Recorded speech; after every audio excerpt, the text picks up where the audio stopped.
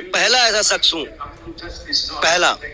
जैसे ही खामनेई साहब के शहादत के बारे में सुना, मैं 3 दिन तक अन्न जल छोड़कर सिर्फ दुआ कर रहा था।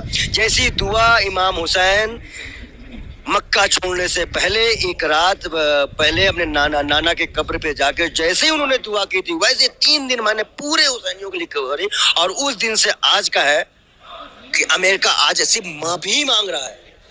अगर आज अमेरिका माफी मांग रहा है तो यजीद हार चुका है। यजीद का नाम लेने वाला नहीं है। यजीद कल भी बदनाम हुआ, आज भी हुआ, आता उमर होता रहेगा। हुसैनी कल भी नामदार था, आज भी है और हमेशा रहेगा। और मुझे गर्व है कि मैं मौलाई हूँ। आई एम हुसैनी ब्राह्मण।